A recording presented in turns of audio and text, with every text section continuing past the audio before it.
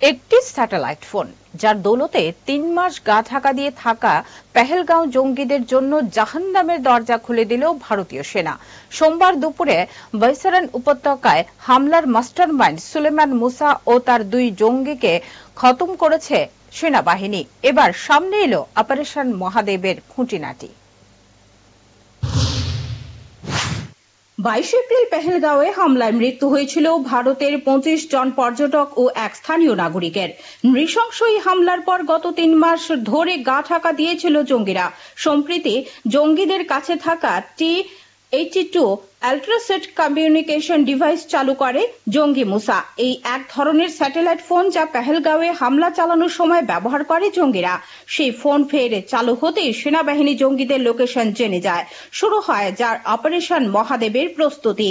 গত কয়েকদিন ধরে জঙ্গিদের গতিবিধির উপর নজর রাখছিল সেনাবাহিনী। অপেক্ষা করা হচ্ছিল এমন জায়গায় জঙ্গিরা যাক, যেখানে জঙ্গিদের ঘিরে ফেলে নিকেশ করা হবে।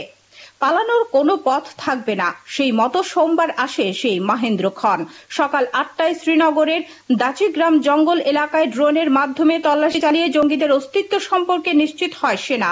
এরপর ভারতীয় সেনা, জম্মু ও কাশ্মীর পুলিশ এবং সিআরপিএফ এর যৌথ বাহিনী অপারেশন মহাদেবের অভিযান শুরু করে। প্রায় ৩০ মিনিট পাহাড়ি চড়াই পেরোনোর পর জঙ্গিদের লোকেশন সম্পর্কে আরো একবার নিশ্চিত হয় সেনা। ১১টা নাগাদ শুরু হয় গুলির লড়াই। মাত্র ৪৫ মিনিটের মধ্যেই মৃত্যু হয় প্রথম জঙ্গির। এরপর ২ কিলোমিটার এলাকা ঘিরে ফেলে এবং শুরু হয় চিরুনি তল্লাশি। মাত্র ১ ঘন্টার মধ্যে আরো ২ জঙ্গিকে নিকেশ করে সেনা। সেনার তরফে জানা গেছে, ওই জঙ্গলের মধ্যেই অস্ত্র ভান্ডার গড়ে তুলেছিল জঙ্গিরা। বিপুল পরিমাণ গোলা বারুদের পাশাপাশি তাদের কাছে ছিল কার্বাইন ও AK-47 এর মতো অত্যাধুনিক সব রাইফেল। নিরাপত্তা বাহিনীর দাবি, এই জঙ্গি আরো বড় কোনো হামলার প্রস্তুতি নিচ্ছিল। উল্লেখ্য, গত ২২ এপ্রিল পেহেলগাঁও জঙ্গি হামলায় মৃত্যু হয়েছিল ২৬ জন পর্যটকের।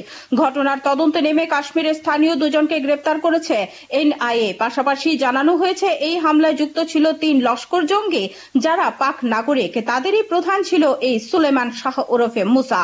প্রথমে পাকিস্তান সেনার এলিট ইউনিট কমান্ডো ছিল মুসা, পরে হাফিজ সৈয়দের লস্কর-ই-তৈবায় সামিল হয়। অভিযানে মৃত অন্য ২ জঙ্গি হল গত বছর সেনা মার্গে টানেল জঙ্গি হামলায় যুক্ত জিবরান এবং আফগানি জঙ্গি হামজা।